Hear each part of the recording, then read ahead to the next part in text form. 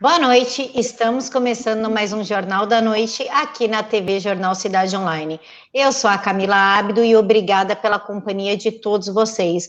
Hoje estamos com o deputado federal Luiz Felipe Jordans de Bragança e com o deputado estadual pelo estado de São Paulo, Gil Diniz, e vamos falar sobre as ações e resultados do governador ou ditador João Dória, das informações que vieram à tona, e tem até prefeito que não quer mais seguir o Joãozinho Tranca-Rua. Vamos comentar também outros assuntos, como as articulações do Rodrigo Maia, a carta que está causando aí tanto alvoroço nas redes sociais, e o Rodrigo Maia que se uniu com toda a esquerda para colocar Baleia Rossi na presidência da Câmara e também nas manifestações de Manaus, que o povo foi para a rua depois que mandaram fechar tudo. Deputado Luiz Felipe, eu inicio com o senhor e gostaria de saber o que São Paulo perdeu com as decisões do João Dória, o que o povo perdeu na esfera federal. Olha, a gente perdeu a definição de gestão. Ele está fazendo o contrário do que significa gestão. Né? Numa questão governamental, ele deveria estar cortando o custo, ele deveria estar diminuindo impostos e atraindo mais empregos para São Paulo. Isso num cenário aqui de recessão forçada. E ainda dizem que a recessão foi o vírus que criou. Não, não foi. Foram decisões. Eles não assumem nem a responsabilidade pelas decisões recessivas de que criou desemprego no estado de São Paulo. Aí você fala assim, mas então você é contra a vida. Então eles adoram fazer esses contrapontos completamente absurdos. E isso, eu até diria, é uma grande vergonha ao secretário de Saúde de São Paulo achar que somente a OMS tem a solução de como é que faz essas coisas, como é que faz um controle de pandemia. Porque há vários outros países que não fizeram lockdown, que não fazem parte do Ocidente, como países do Oriente, que convivem com pandemias recorrentes a cada 2, 3 anos, nunca fizeram lockdown e nem fizeram lockdown nesse sentido. E eles confiam nas suas próprias sociedades. Eles dão informações, as pessoas são instruídas, elas tomam por si própria a responsabilidade de ir ou não em lugares de risco. Agora, o que não cabe é você, draconianamente, sem nenhuma... saber que o povo está desarmado e juridicamente também está desarmado. Então, nós não podemos nem agir juridicamente contra essas decisões. Então, veja a situação de descompasso com vontade popular, de diálogo. Eu vi até alguns governantes, de fato, gestores, como é que eles tomam decisões. Eles fazem uma série de bate-papo local, e expõem os problemas e vê o que é o melhor, qual é a melhor decisão.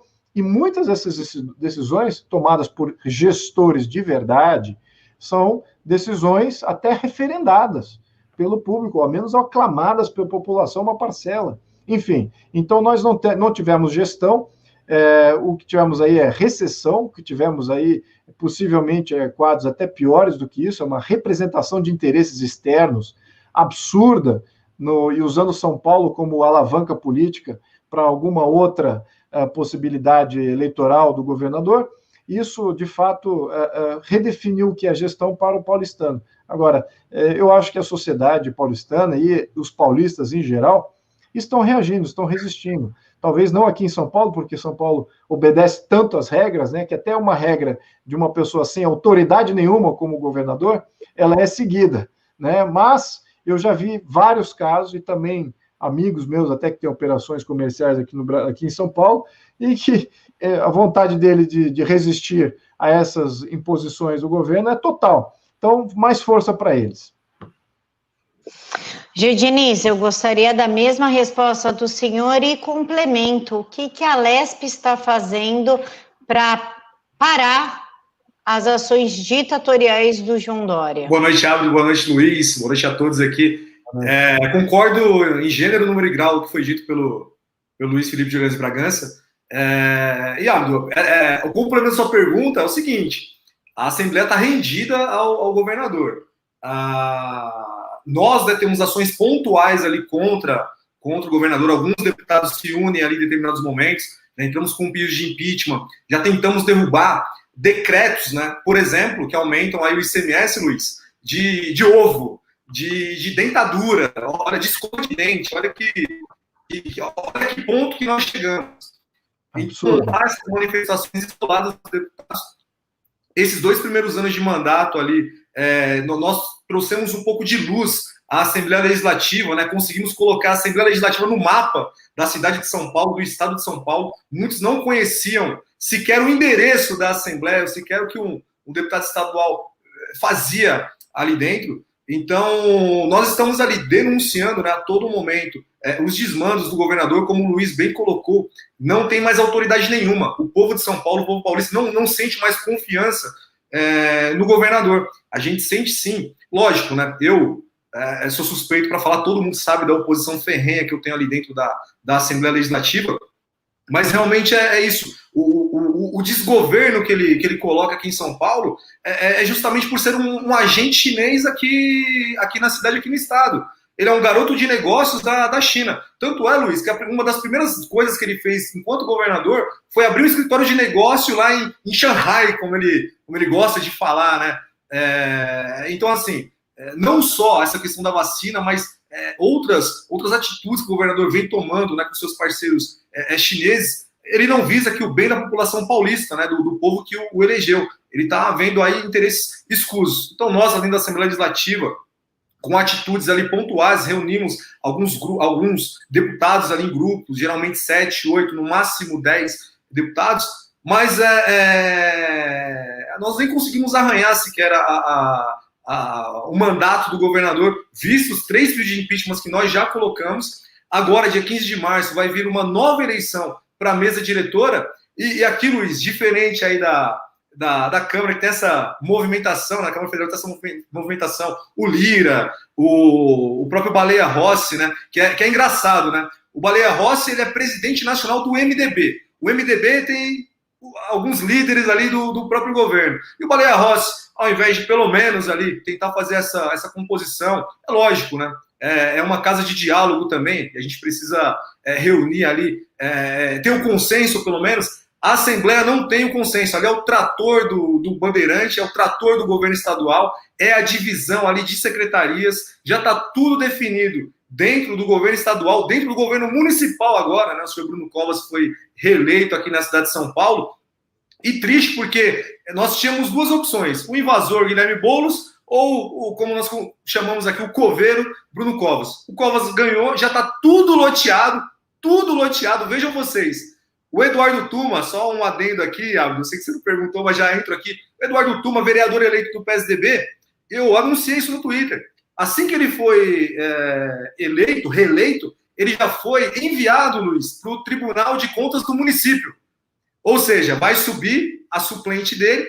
O Cauê Macris, para vocês terem uma ideia, quando acabar o mandato dele na Assembleia Legislativa, ele vai ser nomeado secretário da Casa Civil do governo João Dória. Ele não vai ser mais deputado estadual. Ele ganhou um prêmio por blindar tanto o governo. E o próximo presidente da Assembleia Legislativa será o deputado Carlão Pignatari, que é o atual líder do governo, porque já está tudo ali dividido e não há argumento que eu possa utilizar para demover os deputados, porque a máquina do governo ela é muito forte. Então, essa divisão de cargos, gratificações, secretarias é muito forte aqui em São Paulo, né? Eu costumo dizer, o que o PT fez em 12 anos no poder aí em Brasília foi o que eles aprenderam aqui com os tucanos em São Paulo. Então, infelizmente, essa é a realidade, mas ainda assim, nós somos teimosos ali e ficamos aqui pressionando, né, o governo estadual, puxando aqui para essa nossa pauta conservadora e mostrando aí essas mazelas do estado de São Paulo. Deputado Luiz Felipe, eu ia abordar com o senhor sobre o lockdown antes de entrar na pauta da carta, só que acontece que o senhor está recebendo certos ataques no chat e nada mais justo do que dar oportunidade para o senhor se defender referente a isso. O Alexandre Trevisan, inclusive, deu um superchat e escreveu o seguinte: deputado Luiz Felipe, apoia o candidato do presidente Bolsonaro na eleição da Câmara. Trabalhar em outro foco é fortalecer o centro-esquerda que faz oposição no parlamento. Apoia a pauta conservadora, porque surgiu que de quem fez a carta foi o MBL e não foi o Kim Kataguiri, Kim Katacoquinho, o Kim Cato que vocês quiserem. Não foi. E eu gostaria, então, de abrir o espaço para o senhor se explicar para que cesse essas narrativas e esses ataques, por gentileza. Bem, Há um ano atrás, eu me reuni com a Bia Kicis, com Paulo Martins e com o Van Hatten. É o início desse primeiro grupo de 4 deputados, foi eu e Bia.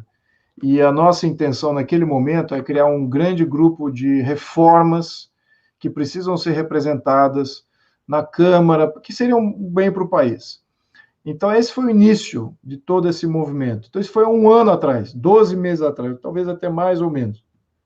Enfim, o grupo cresceu para 20 deputados, 25 deputados de diversos partidos. E dentro daquele crescimento, eu até iniciei um manifesto dizendo tudo o que o grupo representava, todas as reformas que o Brasil precisava, desde reforma política, reforma administrativa, reforma tributária, uma série de novidades aí com relação ao judiciário, segunda instância, e tudo isso que você viu ali no manifesto. Então, a origem desse manifesto não é MBL, não é Kim Kataguiri, não é nada disso. A origem desse manifesto é quem vos fala aqui, junto com esses 3 outros deputados que eu acabei de mencionar, há um ano atrás. Então, o que foi feito agora, neste momento, é que estamos no momento eleitoral. Inicialmente, aquele grupo também foi formado não só para representar reformas, mas também para representar alguém que vai representar essas reformas. Quem é que vai representar isso? E, enfim, então foi publicado aí, não foi iniciativa minha, nem de ninguém que eu mencionei, foi de outros membros que estavam parte deste grupo, que pegaram boa parte dessas reformas e criaram um manifesto. Colocaram esse manifesto lá no grupo e falaram assim, olha, esse é um manifesto que a gente acha que deveria defender, um presidente de Câmara deveria se alinhar com essas propostas. São propostas justas, se o próprio presidente da República lê-las, vai falar, poxa, é verdade, eu até me candidatei e me elegi em função dessas reformas e dessas propostas, então são extremamente razoáveis. Eu acredito que a população também acha que essas propostas são propostas razoáveis. Então, não havia como você ser contra um manifesto desse. Eu acho que qualquer eleitor hoje no Brasil que não esteja aí vinculado com a esquerda ou vinculado com corrupção, não iria aceitar as propostas que estão ali colocadas no manifesto. Agora, esse é o lado, diria que, puro, ideológico da proposta, que deveria ser como a gente da maneira a qual a gente conduza uma eleição para presidente de Câmara. Mas, infelizmente, a questão de presidente de Câmara, nada disso é exposto. Quais são as pautas que um Lira representa? Quais são as pautas que o Baleia Rossi representa? Nós não sabemos. Né? O Baleia, acho que está se colocando como oposição, então, certamente, ele nem importa a pauta que ele representa, vai ser de oposição, vai ser tudo contra o governo. Então, já sabemos que ali, para aquele lado, não podemos ir. Então, para que lado vamos? Vamos para o lado de quem tem proposta. E eu acredito até que o próprio Lira não seja contrário a muitas dessas propostas que estão colocadas ali. Muitos de seus partidários do PP são favoráveis àquilo, estão até no grupo em que a gente formou. Então, é uma questão de alinhamento com aquilo que a população e alguns deputados reformistas esperam, e o manifesto é para isso. Agora, o manifesto não é para dizer que é contra o presidente da República. O presidente, se ele se colocar contra essas pautas, aí pode ser que o manifesto é contra ele. Agora, eu duvido, porque essas foram pautas que elegeram ele. Então, eu não entendo como é que essa interpretação de que um manifesto em função de pautas pode ser contra o candidato do governo. A não ser que o candidato do governo seja contra aquelas pautas. Aí que é um grande problema. Aí sim que eu não gostaria de ter esse problema, esse dilema ético, porque eu não quero votar no candidato Baleia Rossi, por mais que eu respeite ele como deputado, eu não quero votar, porque a gente sabe, nós como deputados, e o Brasil não vai para frente, temos que ter alinhamento entre o legislativo e o poder executivo. E isso é fundamental. No modelo presidencialista, isso quase que nunca ocorre. Nunca. Porque temos essa fragmentação absurda do poder na Câmara Legislativa. Vai 39 partidos dividindo o poder. Então é muito difícil, aleatoriamente, dizer que está alinhado. Então tem sempre que comprar uma coalizão. Enfim, isso aqui fica sempre minha crítica aqui ao modelo presidencialista tal qual ele está se apresentando. Então, um mero manifesto de você representar a população agora é interpretado como sendo contrário ao presidente. Isso não tem cabimento nenhum. Então, infelizmente, quem inventou isso, não sei em que fórum, está completamente desinformado e está desinformando também. Só para pontuar novamente, primeiro que a carta não é proveniente do MBL e nem do Kim Catacoquinho. E segundo que a proposta é a redução de racionalização dos gastos dos gabinetes, a eliminação de privilégios, a reforma tributária, a reforma administrativa, a PEC do Pacto Federativo, privatização da Eletrobras, demais privatizações que foram enviadas pelo governo, prisão em segunda instância, fim do foro privilegiado, reforma política e fim dos super salários. Eu acho meio... Também fala da independência, que resguarde a independência do poder legislativo, porque tem sofrido também interferências do STF. Então, essas são as propostas do futuro presidente. O presidente não pode, como fez o Maia, houve vários deputados que sofreram incursões pelo STF de maneira completamente injusta, e o Maia não protegeu os parlamentares. Então, ali havia uma necessidade de foro que tinha que ser necessário. Agora, mais uma vez, eu pergunto, como é que isso é contra o presidente da República? Como é que o conteúdo dessa carta é contrário ao presidente? Desculpem, mas acho que vocês estão fazendo... Quem está fazendo essas desinformações se retrate com seus seguidores. Nas minhas redes, vocês sabem, vocês podem falar à vontade contra, xingar de que vocês têm toda a plena liberdade. Agora, estamos aqui para informar. Uma vez informados, né, eu acho que cabe aqueles do bem também informarem, né, propagarem a mensagem, porque as pautas são positivas para todos, né, inclusive o próprio candidato à presidência, seja lá qual ele for. Deputado Gil Diniz, quanto mais o Estado pode aguentar, o Estado de São Paulo pode aguentar com esse lockdown insano, e como o senhor viu a viagem do Dória para Miami, já que ele voltou por causa do vice que estava com Covid, só que ele foi palestrar em época de Natal, tem muita informação que não bate. Eu já estou pregando aqui em São Paulo a desobediência civil, né? Já estou começando aí a mudar um pouco o tom. Luiz Felipe esteve conosco lá no CEAGESP, Luiz, dias atrás, né? Agora, você viu ali pelo menos a mudança no espírito, né, dos funcionários ali, dos colaboradores do CEAGESP. Hoje, o secretário de Agricultura, aqui, o Junqueira, em São Paulo, diz que se o presidente não quiser mudar a sede do CEAGESP para outro lugar que o Dória quer, eles vão restringir ali o máximo para inviabilizar o trabalho do CEAGESP, porque eles visam ali é uma área altamente valorizada, né? Então a especulação imobiliária ali é muito grande.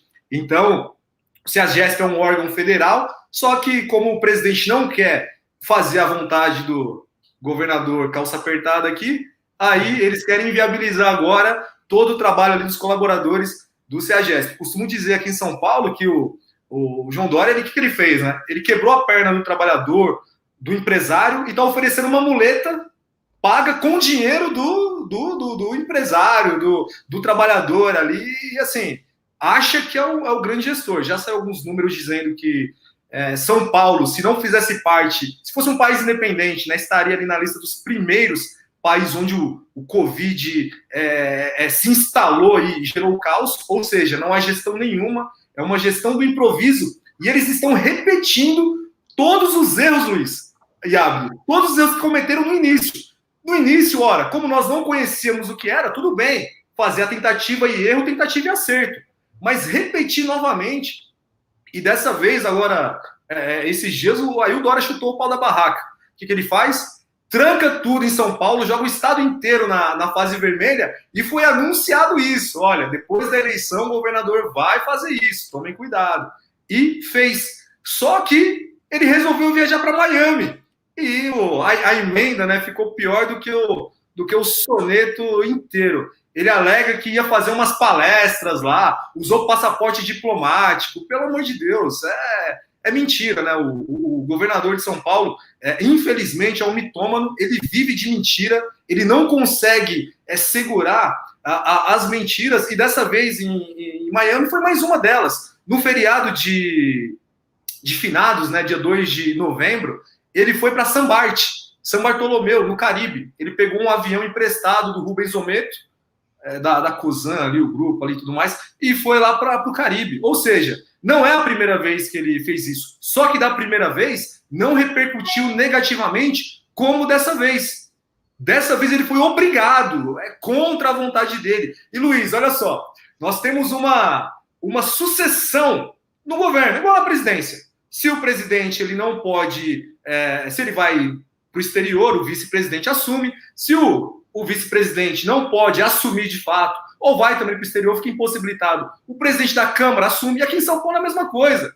Se o vice-governador ele não pode assumir, quem assume o poder é o senhor Cauê Macris, presidente da Assembleia Legislativa do Estado de São Paulo. Então, quando ele vem a público dizer que está voltando de uma viagem para Miami, que ele ia palestrar em Miami e tudo mais, que ele volta porque o vice-governador está com coronavírus, ele mente, mas ele mente muito. E olha só vocês, passou desapercebido, mas um dia antes ou 2 dias antes, no máximo, do exame do vice-governador da positivo, eles estavam, Luiz, fazendo uma missa no Palácio dos Bandeirantes. Eles levaram lá o padre, eu não lembro, Antônio Maria, aquele padre que é um pouquinho mais famoso, ele gosta de fazer aquelas missas maiores, aquelas showmissas e tudo mais, e levaram para o palácio. Só que vejam vocês, o governador está trancando as nossas igrejas. Agora, para uma missa particular, ok, governador acabou, por exemplo, com as academias aqui na cidade, no estado de São Paulo, mas tem uma academia exclusiva para eles no Palácio dos Bandeirantes. Eu fico feliz, né, na Assembleia Legislativa, dizem que o deputado pode aprovar um projeto por ano.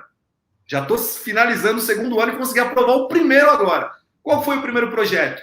Tornar as igrejas, o serviço religioso, como serviço essencial. Para quê? Para que esses canalhas, esses fascínoras, esses malucos não fechem as nossas igrejas. E olha só, eu sou católico, apostólico romano, mas essa lei, ela serve para o evangélico, para o pessoal do candomblé, para o espírita, para qualquer um.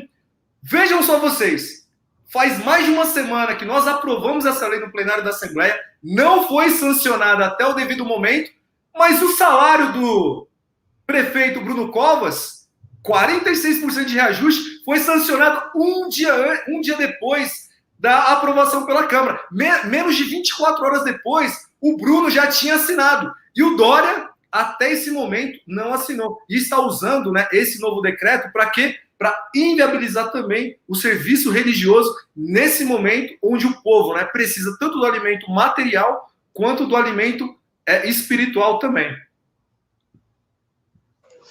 Deputado Luiz Felipe, o senhor acha que o governo Dória está começando a implodir, vendo assim, no prisma federal, o Gil também já vai responder isso no prisma estadual, mas no prisma federal, ele já está começando a implodir? Como é que o senhor está vendo este momento? Existe alguma base real, base palpável do Dória concorrer a 2022? Olha, eu acho que o Gil está pontuando aqui uma série de fatos que são muito importantes.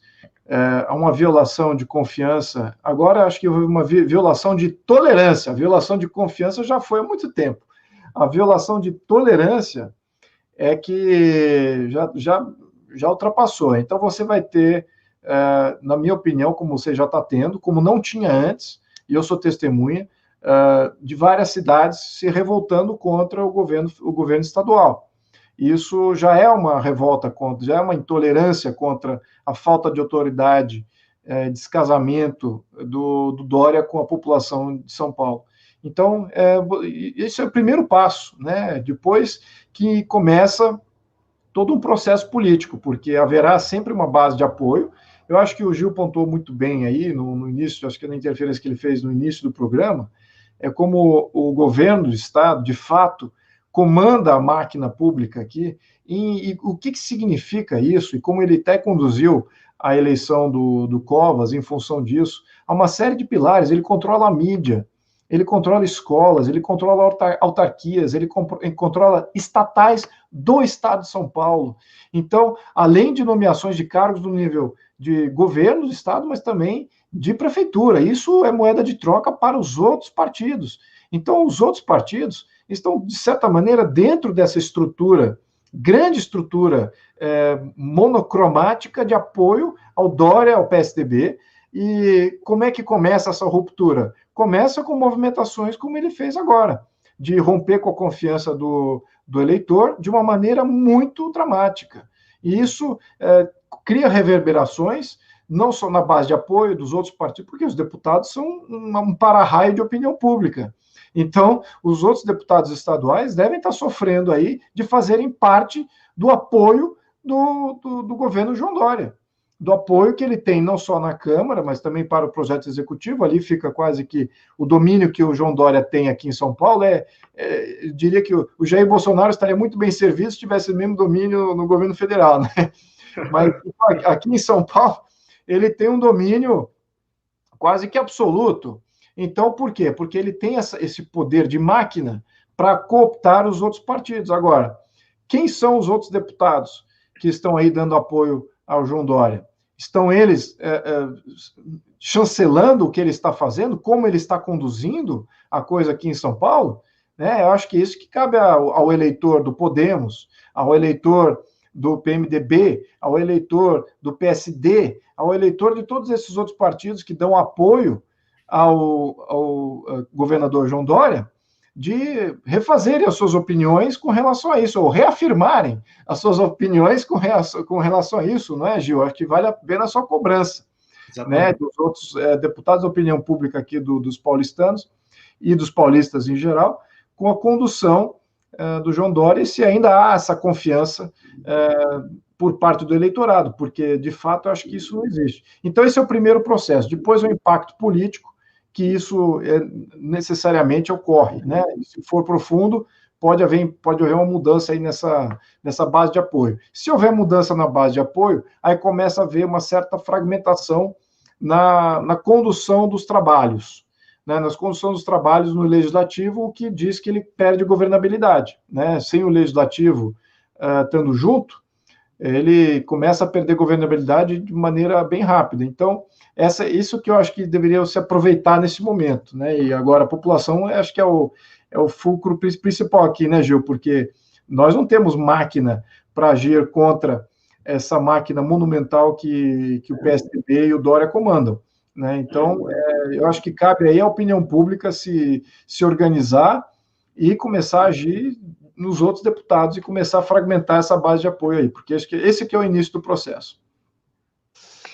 Gil, como é que você vê o João Dória, ele realmente está implodindo? Isso é só uma percepção nossa? Como é que você sente isso? Inclusive, Gil, estão falando, né, pelos encanamentos do Castelo, que caso o João Dória não tenha possibilidade de se candidatar frente à opinião pública, será o Eduardo Leite do Rio Grande do Sul, que não é nada mais, nada menos que uma cópia malfadada do João Dória, né? Ele é um aprendiz de ditador. Como é que fica tudo isso? Olha, a realidade é que a oposição como um todo, né, ela acaba não tendo quadro para enfrentar esses novos quadros que surgiram com o presidente Bolsonaro. Você pega agora a disputa na Câmara Federal, você tem essas figurinhas carimbadas como o Baleia Rossi e o Lira, por exemplo. Então, a esquerda, por exemplo, PT, PSOL, esse pessoalzinho que nós já conhecemos, eles não têm essas opções. O PSDB aqui em São Paulo, eles conseguiram se reinventar com Dória nesse discurso de gestão, de não ser político, ser um empresário, ser um gestor, só que vem demonstrando que não é nada disso. Então, a imagem de gestor dele já foi implodida, nós não temos essa... A população em si, né? Eu sempre estou... hoje eu moro aqui perto depois aqui do aeroporto de Congonhas, na Zona Sul, mas toda semana eu estou na Zona Leste, no extremo leste de São Paulo, visito favelas, estou ali conversando com amigos.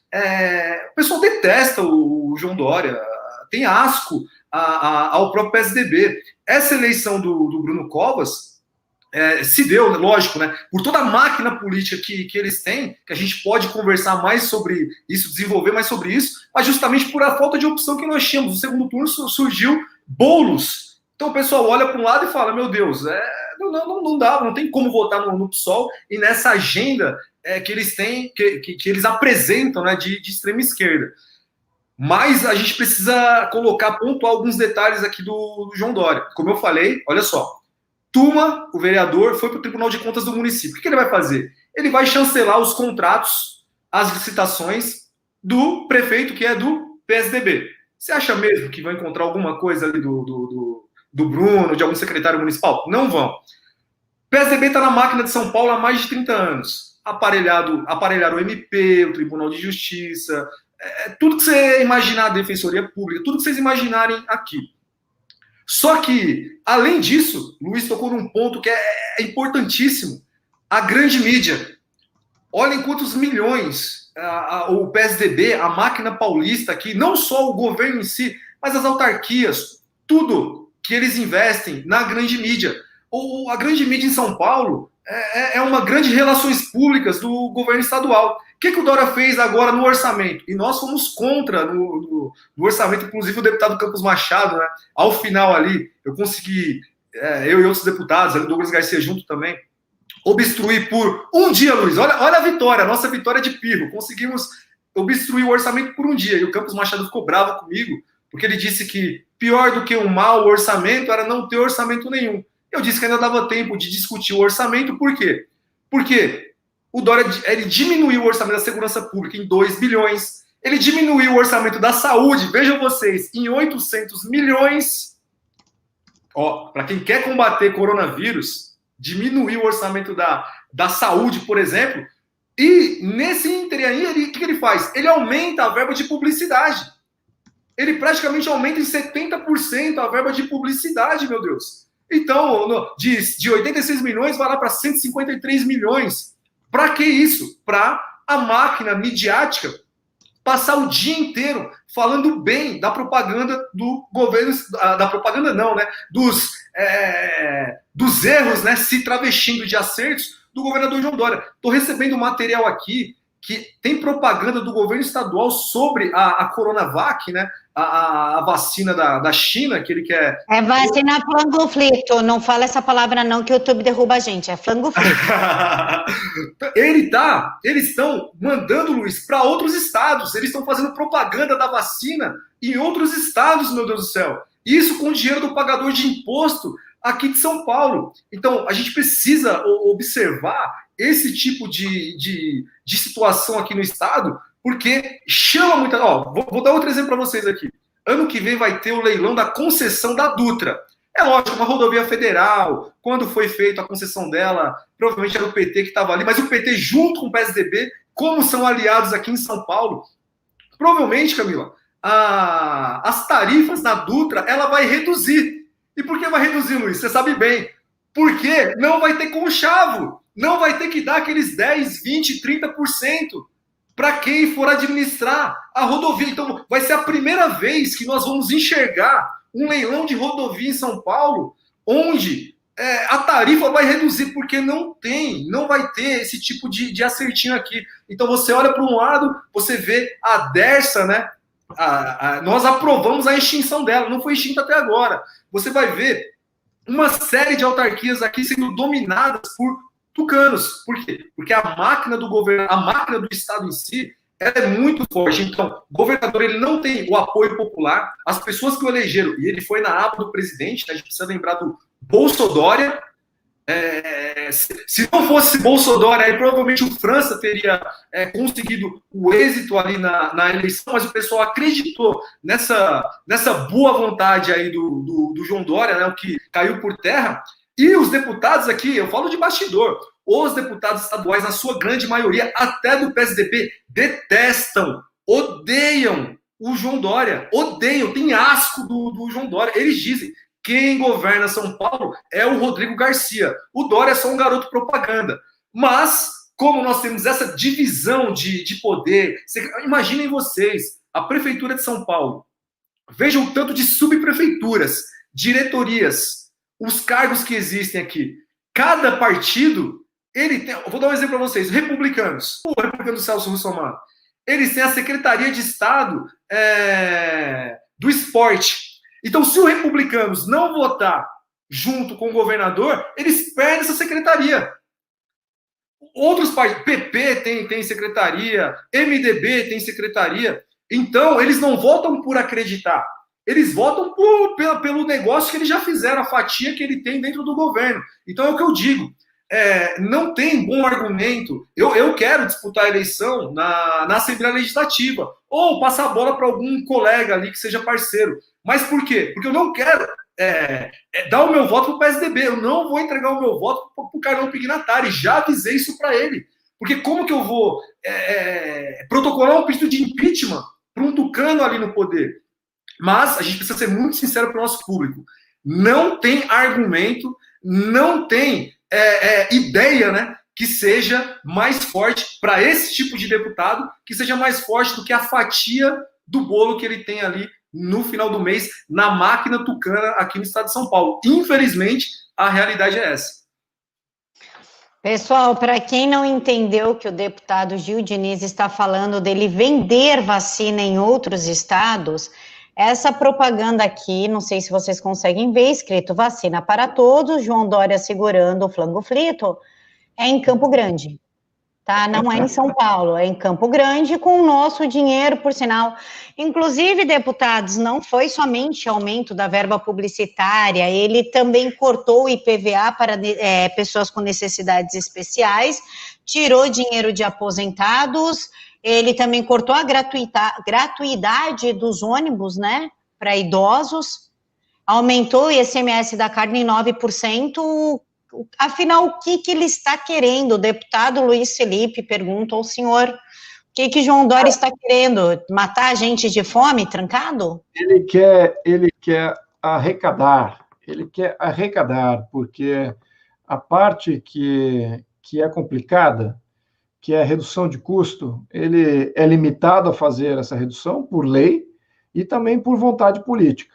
Então, há um entrave aí. Então, você imagina, você está mantendo custos e houve uma queda de receita brutal na questão do ICMS, em função da atividade econômica que parou, em função das decisões dele, e agora vem essa outra parte, ele precisa arrecadar e recompor essa arrecadação de alguma maneira, mantendo aquela visão que hoje está politizada de como tratar o coronavírus e como tratar a pandemia, se politizou, então ele perde politicamente se ele disser que, olha, não vou mais fazer lockdown, ou não vamos manter aqui, vamos empregar, voltar a ter emprego e empreender, etc.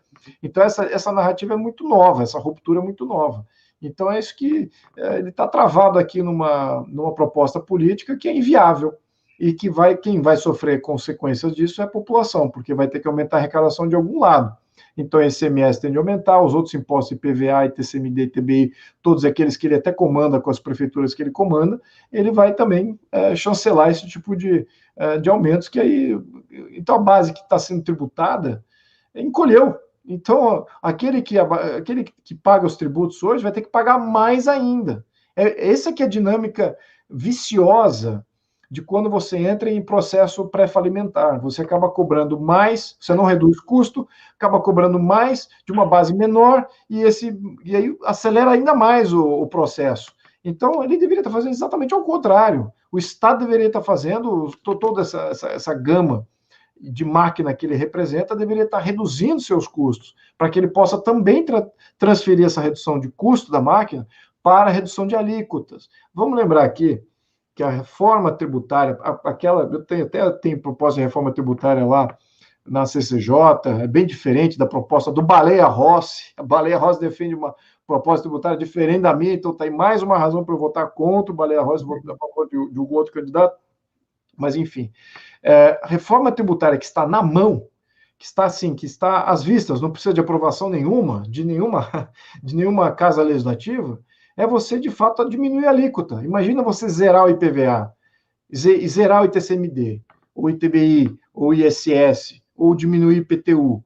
Por que isso não ocorre? Por que as prefeituras não lançam esse tipo de programação para beneficiar essa população que está empobrecida, em recessão, com uma série de constrangimentos aí de não poder operar em sua plenitude por causa de um fator aleatório aí que chama-se governador do estado? Então, por que isso não se coloca à tona, não se discute isso? Né? Esse tipo de reforma, zerar alíquotas, ou fazer uma programação de redução gradual ao longo de 2, 3 anos, por que isso não pode entrar em pauta? E estamos sempre vendo o contrário, sempre aumento, sempre aumento. Lembrando que todos nós, acho que o Gil também está nessa tocada, vários deputados que foram eleitos agora pelas redes sociais, o Jair Bolsonaro também, a proposta era de reforma, era de redução do Estado, era redução dos custos. E o que foi feito até agora? Nada, muito pelo contrário. Eu até fui voto vencido de uma série de privilégios, uma série de âncoras que eles criaram no governo federal para impedir que haja possibilidade de redução da máquina pública. Veja só que absurdo, redução da máquina pública. Qualquer gestor, em qualquer lugar do mundo, veria esse absurdo. Mas não, aqui no Brasil a gente ainda tem narrativa e eleitor que elege pessoas que são contra a redução da máquina pública, sendo que eles mesmos são os prejudicados. Mas, enfim, então, o que tá acontecendo em São Paulo é um microcosmo que eles querem fazer para todo o Brasil. É por isso que o combate por São Paulo, pelo bom senso de São Paulo, pelo São Paulo voltar a ser um estado industrial, a ser um estado que produz, que inova, que está em sintonia com as demandas que existem no mundo inteiro, não é só no Brasil, mas poder começar a reexportar o que São Paulo sempre exportou, automóveis e tudo isso que São Paulo era conhecido como polo. Por que nós não resgatamos essa missão? E não, mas estamos aqui com uma discussão paralela, completamente antiproducente, vítimas de uma narrativa aí que nos limita, e o João Dória representa isso muito bem. Não só uma narrativa cerceadora das nossas liberdades, mas também representa interesses que não querem ver o país se industrializar. Lembrando que quem é que ocupa aí as agências reguladoras que aumentaram as tarifas elétricas aqui no estado de São Paulo são interesses de fora. E nós temos uma base aqui de produtora de alumínio, era uma das maiores do mundo. Em função desses aumentos, nós perdemos a competitividade. Então, interferência externa criou uma série de problemas aqui de competitividade interna e mundial. Então, nós implodimos uma indústria para não competir com a indústria de fora. É assim que eu vejo. Muito bem, temos um grande problema aqui em São Paulo, não é só... A gente só está vendo a ponta do iceberg, viu? E ele usa calça apertada. Calça selada a vácuo. Antes de passar a palavra para o Gil Diniz, eu quero agradecer a presença do senador Flávio Bolsonaro no chat do Jornal da Cidade Online. E deputado estadual Gil Diniz, por gentileza, os prefeitos, até os prefeitos que antes eram aí pinchers do João Dória, do calça selada a vácuo, estão se revoltando contra o ditador e estão seguindo por outros caminhos. O senhor vê isso com bons olhos? Significa que a população está realmente começando a perceber que o João Dória não passa de um protótipo ruim de Mao Tse-tung? Olha, Camila, mandar um abraço aí para o nosso amigo Flávio Bolsonaro, o senador Flávio, que nos assiste. Sem dúvida nenhuma, nem os prefeitos alinhados ao governador aguentam mais. Porque é o prefeito e é o vereador que olha no olho do munícipe, Luiz. Imagina só o que esses prefeitos não estão sofrendo por essas medidas que o Dória vem tomando. E olha só, o Dória sem consultar prefeito nenhum. O prefeito de Mirandópolis, o Sodário, né, ele começou esse movimento de, entre aspas, a desobediência civil, falar que não vai fechar a cidade, porque a cidade depende do comércio. Outros prefeitos aí estão aderindo, e prefeitos tucanos. Se você for aqui na Baixada Santista, que você vai encontrar vários que não suportam mais essas medidas do governador. Vejam só vocês, olha só, abriu-se um pouco aqui, né, a questão dos hotéis, litoral, praia, e o pessoal comprou pacote, Luiz, para passar o Natal, o Ano Novo e tudo mais. Na véspera do Natal e na véspera do Ano Novo, vem o governador e manda fechar tudo. Como que essas empresas vão devolver esse dinheiro para essas pessoas? Tudo ali já programado, tudo ali já sinalizado. É inviável. São medidas que ele vem tomando que, no final das contas, né, prejudica até os próprios aliados. Alguns não suportam mais, estão começando a se rebelar contra os desmandos do governador, que não está acertando nada. Semana passada, dia 21, eu fui essa semana, segunda-feira, em Porto Feliz, uma cidade aqui do interior, próximo de Sorocaba. O prefeito lá, o que ele fez? Ele colocou como protocolo a prevenção, né, ao coronavírus. Então é o seguinte, você está contaminado, está com suspeita, já toma ivermectina, já toma hidroxicloroquina, já passa, faz ali o raio-x e outros exames que são necessários.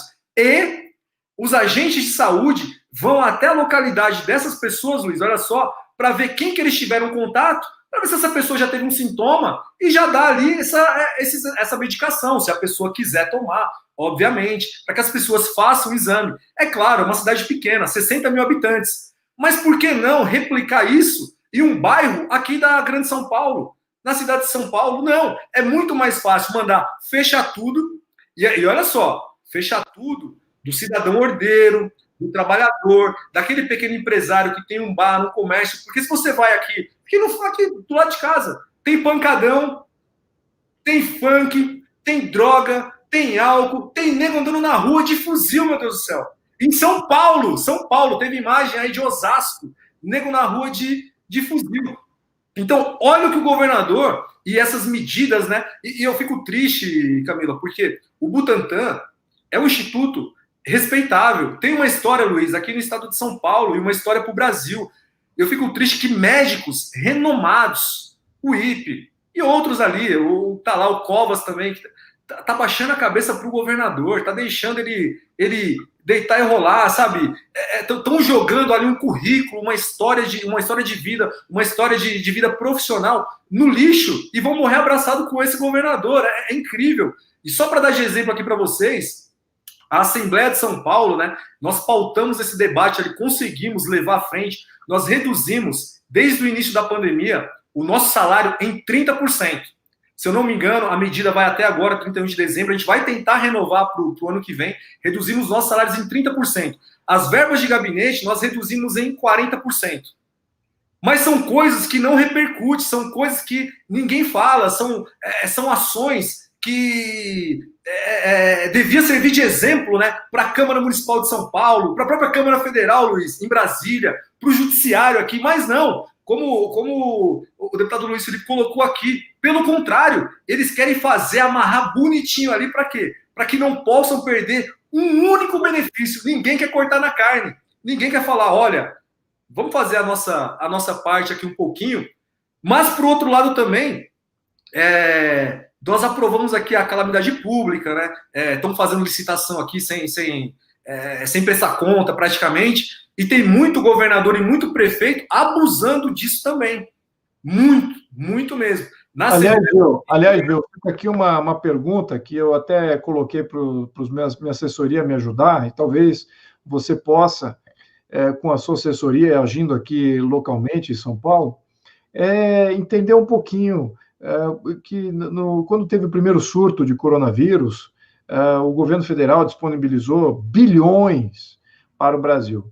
Chega a quase 1 trilhão, não é todo 1 trilhão, mas está chegando perto aí essa conta.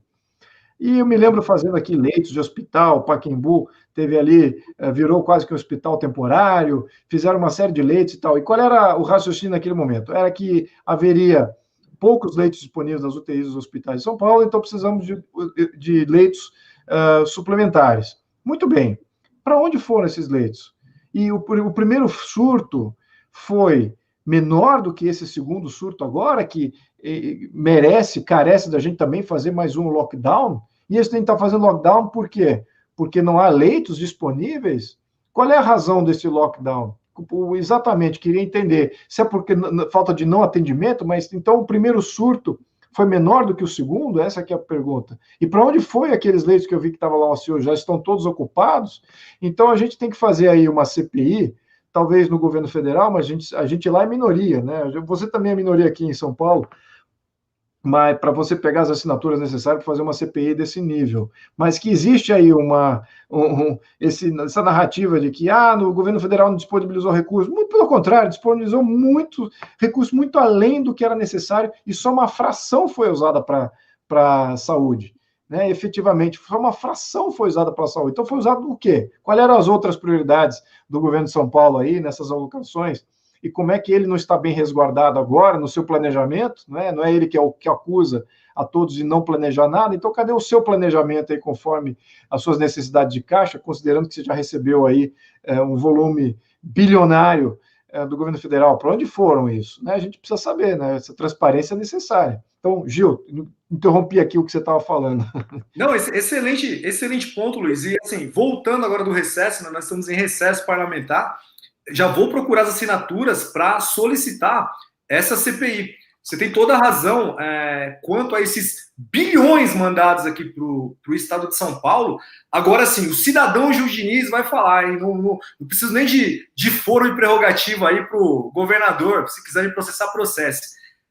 Boa parte desse recurso ele foi desviado e você não escuta falar de hospital de campanha nesse momento. Por quê? Porque boa parte desse recurso foi drenada para as eleições municipais. E como não vai ter mais eleição, como agora só 22, então não estão falando de hospitais de campanha. Vejam vocês, eu lembro que os especialistas no início da pandemia diziam, olha, o que nós precisamos achatar a curva, então nós precisamos de mais leitos para que essas pessoas tenham, né, o primeiro atendimento ali, tenham UTI se for necessário. Cadê esses equipamentos? É isso mesmo, Luiz. Para onde que foram? Primeiro fizeram os equipamentos temporários, os hospitais de campanha. Olha, não faz nem um ano que nós tivemos o primeiro surto ali, aqui no Brasil, aqui em São Paulo, né? Aqui é um polo do coronavírus, incrível isso. Lembremos aí do carnaval contagiante do João Dória, vamos lembrar aí da corrida que ele fez, a Corrida da Mulher, dia 11 de março, no Ibirapuera, aqui, aglomerando milhares e milhares de mulheres, sendo que nós já tínhamos casos de coronavírus aqui em São Paulo. Então, o que ele fez? Hospitais de campanha. E olha só, as OSs, né, as organizações sociais que administraram esses hospitais de campanha. OS ligadas ao PSDB, aos partidos aliados, que no seu currículo tem vários esquemas de corrupção. Então, eu cravo aqui, não estão falando de hospital de campanha, não estão falando de abrir mais leitos e nada mais, só estão jogando a culpa no governo federal, que fez um esforço de guerra. Eu acho que em nenhuma guerra que o Brasil participou foi colocado tanto recurso, né, recurso humano e recurso financeiro da União para combater o que foi feito com o coronavírus. Então, nessa política de mentira, né, esse mitômano que é o governador, que vive de mentir e tem o seu suporte nas suas relações públicas, que é a mídia tucana paulista, ninguém está falando nada e ninguém cobra o governador disso, meu Deus do céu. O primeiro responsável, é o que você disse, Luiz, cadê o plano do governo estadual? Eles anunciaram que iriam colocar os dados da Coronavac há um mês. Eles não têm os dados, eles não vão ter, porque não existem esses dados. Não existe. Então, já anunciaram a data de começar a vacinação aqui na cidade de São Paulo, dia 25 de janeiro, e a gente já está entrando em janeiro e nem apresentaram dados mínimos sobre isso. Então, eu cravo aqui novamente esse recurso, boa parte dele, do governo federal. Então, acho que cabe uma CPI federal, né? De vocês encampando ali em Brasília, nós encampando aqui uma CPI estadual. Se bem que eu vou ser muito sincero para vocês, PT e PSDB aqui são irmãos siameses, são duas faces da mesma moeda. E vocês vão ver isso novamente na eleição da mesa. Presidência do PSDB, primeira secretaria do PT. E o DEM corre por fora ali pegando a segunda secretaria. Mas, cravo novamente aqui, não vai ter hospital de campanha, não vai ter mais leito aberto, por quê? Porque não tem nenhuma eleição à vista aí, não tem como eles drenarem isso aí para eleger os seus prefeitos e vereadores Brasil afora. Só para situar o pessoal no chat, o presidente Jair Bolsonaro queria decretar estado de calamidade em fevereiro, quando iniciou a história do flango frito. Os governadores foram contrários, tanto que existe um vídeo do João Dória convidando a todos nós para o carnaval, e o governo federal investiu em São Paulo, foi um dos estados com maior investimento, 519 milhões de reais, onde foi ninguém sabe, ninguém viu, inclusive ali com desvios de respiradores comprados diretamente da China e avental comprados dentro de uma editora de livros. Você lembra disso, deputado Gil? Eu lembro disso. Tem vários casos, né? Tem avental, tem luva, tem máscara, né? O CNPJ, Luiz, aqui da empresa que vendeu milhões em aventais para o governo do estado de São Paulo, era um CNPJ de uma editora de livro. Veja vocês, os deputados foram lá na sede da empresa, né? E tinha uma casa, tinha um cidadão comum lá dizendo que lá não tinha absolutamente nada, que ele terceirizava em algumas oficinas de costura, mas na verdade a gente sabe que é mentira, né? São laranjas que são utilizados aí a todo momento para esse tipo aí de desvio. É corriqueiro, isso é lamentável. Deputado Luiz Felipe, Agora, a bomba eu vou colocar no colo do senhor primeiro, antes de colocar no colo do jurista.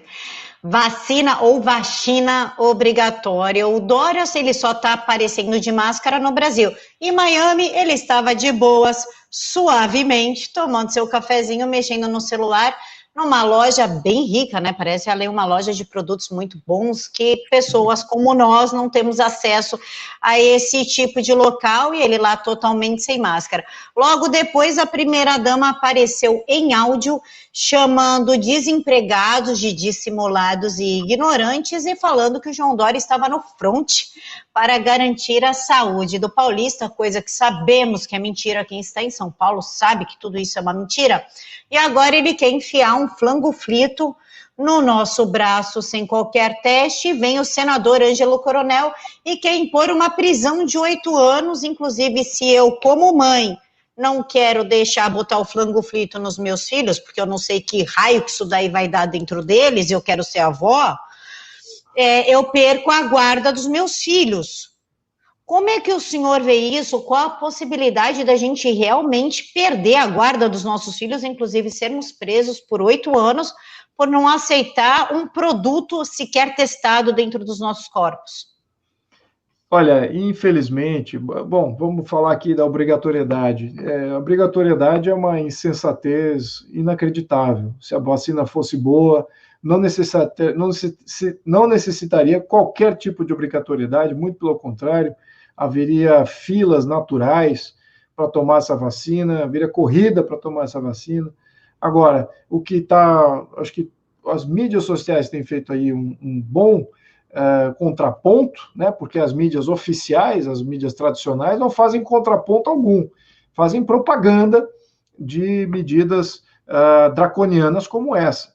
Então, fica a suspeita da origem dessas vacinas, da eficácia, dos efeitos colaterais, e, de fato, que grupo que deve ser aplicado, se temos que aplicar isso nas nossas crianças, que tem aí até a própria ciência, entre aspas, informa que é um grupo de baixíssimo contágio, e você está fazendo obrigatoriedade de uma vacina não conhecida, não testada, com efeitos colaterais possíveis na sua criança, é aí que, na minha opinião, a risca na areia é feita. Então, como deputado, eu, pessoalmente, vou fazer tudo como deputado eu posso fazer.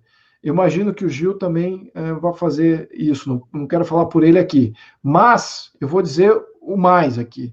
É como cidadão, eu vou fazer resistência civil a essa obrigatoriedade. Qualquer tipo de obrigatoriedade de vacina em mim, minha família, meu filho, eu vou resistir até o final. Não pode ser assim. Isso não existe. E quem está propondo isso e quem está apoiando isso é meu inimigo pessoal. Ninguém toca no meu filho. Então, vamos entender que é isso que está em jogo agora. E por que eu estou falando isso dessa maneira? Porque eu, assim como o Gil, nós somos minoria. Você olha para o seu lado, o eleitor que está nos olhando agora, e olha para outros seus amigos eleitores, em quem eles votaram. Por quê? Nós não somos a maioria lá. Não há mais pessoas como nós, que votam como nós, que pensam como nós. Há pessoas que pensam como esse senador aí, e que estão lá, que são legítimos por de jura, né, por documento. Né, eles são legítimos pelo processo eleitoral, então estão lá e estão representando esse tipo de vontade draconiana. Então, é bem possível que o seu eleitor não saiba disso. Se ele não sabe, que então na próxima eleição, que faça um melhor trabalho de eleger. Acho que todo aqui é o nosso tipo de convencimento que a gente tem que trabalhar, não é em eleger mais gente como nós, mas em não eleger mais gente como eles. Eu acho que esse que é o grande serviço que a gente tem que prestar aqui como ativista, como cidadão, né? Convencer o quão ruim é esse tipo de pensamento que vem, infelizmente ele está vinculado à esquerda, que se esconde debaixo do manto da democracia, em favor da população, da sociedade. Muito pelo contrário, todos eles pensam muito pouco da sociedade, eles não confiam na sociedade, eles não querem dar poder e liberdade e direitos para a sociedade, muito pelo contrário, os direitos que eles falam que estão dando, obrigações para o Estado, que é o que eles adoram. Eles dão obrigações para o Estado. Olha que bacana, acabei de criar esse direito coletivo aqui, que na verdade cria uma mega obrigação para o Estado e vamos ter que aparelhar o Estado, vamos ter que contratar gente, vamos ter que pagar o funcionalismo público, vamos ter que cobrar mais imposto. Então, veja como muita gente ainda cai nessa narrativa da esquerda que eles são pela sociedade, que eles são pela democracia. Não são. O plano do Haddad já provava isso. Eu convenci vários juízes e advogados. Por favor, leiam o plano do Haddad antes de votar. E eles foram lá e leram o que dizia lá: controle do judiciário, controle da mídia, controle e basicamente unipartidarismo, eliminar todos os partidos, ficar com um partido só. Isso chama-se ditadura tecnocrática, modelo chinês, escancarado no plano de governo do Haddad. Então, quando você convence em vários níveis, nós, quem sabe, tenhamos aí eleições futuras com quadros melhores que podem estar aqui, eu poder estar falando com confiança que os deputados não são favoráveis à obrigatoriedade. Eu gostaria de falar isso de boca cheia. Agora, eu posso falar como eu, deputado, imagino que o Gil também. Agora, infelizmente, tem uma maioria lá que eu não sei que bumbo toca. Eu não sei, tem uma esquerda ainda que está lá, que os eleitores elegeram legitimamente, e que ainda está lá e que ainda dá muitas dessas narrativas para um centrão que não sabe nada, né? Vou até aqui ofender vários deputados do centrão, sem nenhuma ofensa àqueles que me conhecem. Mas a narrativa da esquerda tem ajudado ao centrão a fazer uma série de posições políticas. E o nosso lado conservador, o nosso lado que é a favor da liberdade econômica, a favor de valores conservadores, esse lado está só crescendo agora, ele ainda não é dominante, ele é pequeno. Então, a maioria dos deputados do Centrão não tem o contraponto. E a mídia é toda do outro lado. Então, temos que prezar aqui aos ativistas que façam um ótimo trabalho em não eleger o nosso problema futuro. E eleger aqueles que possam ser ainda uma transição. Eu acredito que nós iniciamos essa transição. O meu mandato, o mandato do Gil, iniciamos esse processo de reformas, que eu espero que a gente defenda isso. Se Deus quiser, ainda defenda isso. E neste processo, estamos somente no início. Haverá vários ciclos eleitorais e precisamos tirar aqueles que pensam contra as reformas e colocar gente que estaria ao menos interessados em escutar e talvez até votar favorável. Eu acho que esse que é o futuro do Brasil. Portanto, eu acho que temos que ter resistência civil organizada contra esses deputados ali que ainda compõem uma maioria, tanto no governo federal quanto nos governos locais. Gil, eu gostaria que você respondesse a mesma pergunta que eu fiz ao deputado Luiz Felipe sobre a obrigatoriedade do flango-flito em São Paulo, mas que também ponderasse sobre as manifestações do povo nas ruas em Búzios e Manaus, se isso vai servir aí de gasolina, de incentivo para o paulista ir às ruas contra essas medidas ditatoriais do João Dória, porque eu, como paulista, eu nunca vi o povo assim, ó, tão rivotril, não sei, que está colocando na água. Por favor, eu fico tão feliz, né, quando eu vejo imagens como aquelas de uma cidade ali do Rio de Janeiro, né, interior do Rio de Janeiro, e essas imagens agora em Manaus, né, nós que participamos aí ativamente nas ruas, Luiz, há bons anos já, fazendo aí as nossas manifestações, não só pelo impeachment da Dilma, outras mais, inclusive pelas reformas, né? Por exemplo, a reforma da Previdência. Primeira vez, acho que um povo vai à rua pedir que se vote uma reforma da Previdência. Geralmente o povo vai à rua, né, quebrar geral, quebrar tudo, para que não se vote isso. E nós conseguimos aí fazer essa movimentação. Então, realmente eu acredito que está na hora do povo de São Paulo voltar às ruas antes, né, dessas medidas mais restritivas. Tinha muita gente nas ruas aqui em São Paulo, né, nós fomos ameaçados, nós fomos colocados ali, encurralados pelo pessoal do Frota, ali da Gaviões da Fiel, em determinado momento, no domingo ali. Isso deixou um pouco os militantes ali, um pouco ressabiados, até para garantir a sua integridade física.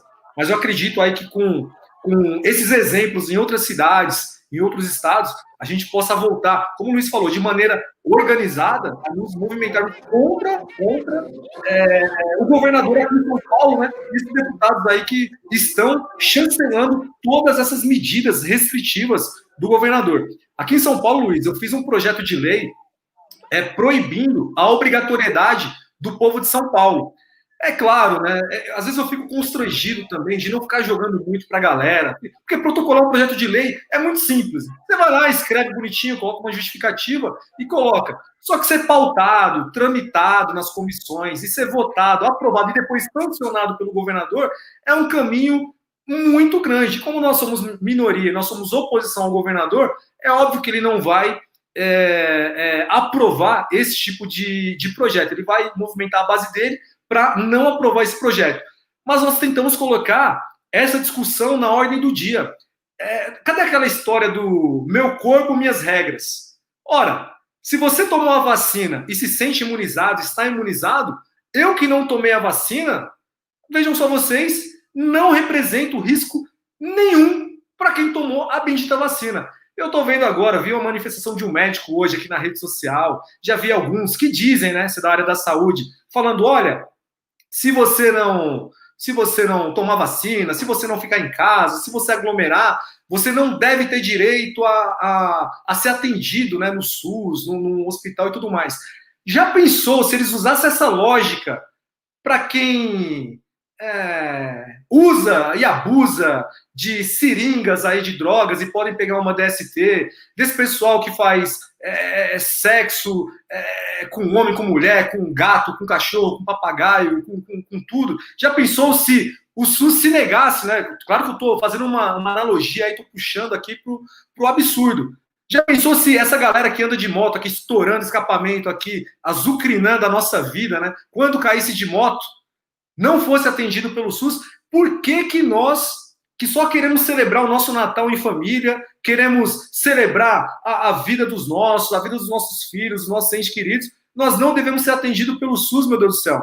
Então, eu fico revoltado quando eu vejo medidas, né, propostas como essa do Ângelo Coronel, que faz um desserviço para o país na CPMI da fake news, e faz um outro desserviço ao país quando ele quer obrigar, inclusive, né, com penas aí e tudo mais, o cidadão. Não vou tomar vacina, seja lá de quem for, principalmente a Coronavac. Agora, quem quiser tomar, que vai e tome. Eu acredito que deva ser colocada no SUS, que quem quiser tomar a vacina deve ir lá tomar, vai ter, o presidente já garantiu aí, acho que até via MP, o Luiz pode confirmar aqui, milhões de reais para comprar essas vacinas.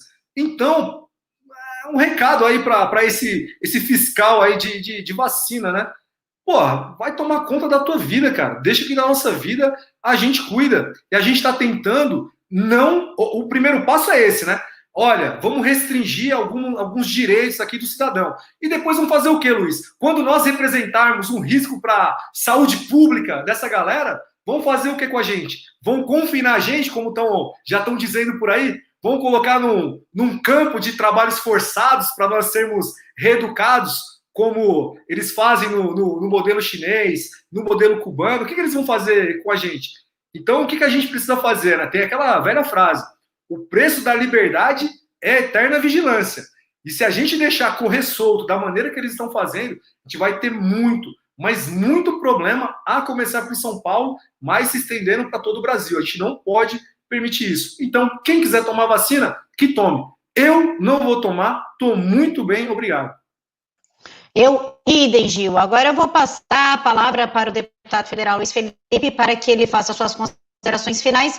E quero avisar o chat que eu não estou falando de Mani e o resto, pelo simples motivo que eu estou no inquérito sobre isso, e bem como o Gil e o Luiz Felipe sabem, eu estou proibida de participar ou falar sobre isso, porque eu vou acabar sendo presa. Então, por favor, deputado... Eu também estou nesse inquérito aí, Camila, tamo junto.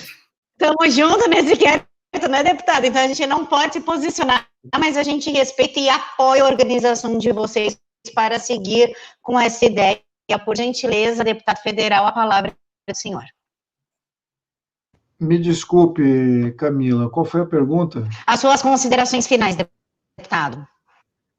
Minhas considerações finais. Bom, Feliz Natal, que todos abençoem, que Deus abençoe o Brasil. Eu sei que vai ter muita instabilidade nesse início de 2021. não percam as esperanças, mas também não se tornem, eu diria que, otimistas cegos, porque há um combate a ser travado ainda, e requer que a gente recarregue as nossas energias para travar esse combate em 2021. A população é que definiu eu estar aqui neste momento, ter o meu mandato, então sou muito grato àqueles que me elegeram, mas gostaria de fazer um apelo a todos que estão nos escutando, além daqueles que me elegeram. Vamos precisar, sim, do envolvimento da população, não desengajem, saiam às ruas contra medidas que são contrárias à vontade popular, sobretudo quando elas violam aquilo que todos nós sabemos intuitivamente, que não precisa estar escrito em nenhuma Constituição. Todos os nossos direitos, que nós sabemos são os direitos fundamentais, os reais direitos que têm que ser defendidos, e estão sendo violados, e à torta direito, por vários governantes, não só no Brasil, mas no mundo. Enfim, 2021 vai ser um ano, na minha opinião, no início, extremamente instável. Vão precisar dessa população aí extremamente ativa e consciente, não desmobilizada, tá? E agradeço a todos e agradeço a você, Camila e Gil, por estarem me dando essa oportunidade aqui essa noite. Feliz Natal, um pouco atrasado, e um ótimo ano novo, 2021, para todos nós. Muito obrigado, Deus abençoe vocês. Muito obrigado. Eu que agradeço, deputado, a disponibilidade do senhor de fazer parte, assim como eu agradeço o deputado estadual Diniz, e peço para que o Gil faça suas considerações finais, por gentileza, deputado. Obrigado pelo convite, Camila. Obrigado, Alessandra, e toda a equipe de vocês. Obrigado, Luiz, por esse bate-papo. Sempre bom ter essa conversa contigo aí, esclarecedora. Vamos fazer essa aproximação maior, que eu tenho certeza que nós vamos ter muitas boas ideias aqui para o estado de São Paulo, para a cidade de São Paulo e para o Brasil. E agradecer a paciência de todos aqui nessa noite, né? Também desejar um Feliz Natal, um ano aí que se inicia, tomara a Deus que seja muito melhor que esse ano de 2020, sem dúvida nenhuma, e dizer para a população que nós somos seres humanos comuns. Estamos nesse cargo, né? Temos esse cargo, Luiz como deputado federal, eu como deputado estadual, mas nós somos mais um de vocês. Tivemos a honra de ter conquistado aí esse mandato graças ao voto da população, mas nós sentimos na pele, sentimos na carne, sentimos a dor, a tristeza de todos vocês. Temos famílias aqui, e nós queremos juntos com vocês, tá? Estar ombro a ombro nas ruas, lutando pela nossa liberdade, lutando pela nossa família, pelo direito de cultuar o nosso Deus. Era inimaginável pensar numa coisa dessa há pouco tempo, né? Mas nós estamos num momento histórico, não só no Brasil, mas no mundo também, onde forças aí querem tirar a nossa vida, a nossa liberdade. Então, que Deus nos abençoe agora, nesse Natal, lembrar o nascimento do nosso Senhor e Salvador, Jesus Cristo, para quem é cristão, e que venha 2021, um ano de luta, um ano de batalha, que o Senhor levante aí homens e mulheres, né? Eu fiz um tweet esses dias, Luiz, saiu até no DCM, né? Eu disse que Deus tem levantado homens e mulheres lutando contra a tirania dos novos Herodes que mandou matar aquelas crianças ali, fala o Novo Testamento, né? Crianças de até 2 anos, e que o nosso escudo, a nossa espada esteja tão afiada quanto a nossa língua. Aí o jornalista do DCM disse que eu quero matar o governador, meu Deus do céu. Não, é isso. Mas queira Deus aí que realmente o nosso escudo, a nossa espada esteja tão afiada quanto a nossa língua, para nós defendermos aí os nossos valores, a nossa família e esse povo de bem aí que acredita que nós podemos fazer e vamos fazer o melhor. Então, muito obrigado, Luiz, muito obrigado, Camila, por essa oportunidade. Eu que agradeço, deputado. Pessoal, uma boa noite para vocês e nos encontramos novamente na segunda às 9h30 da noite. Fiquem todos com Deus e até mais.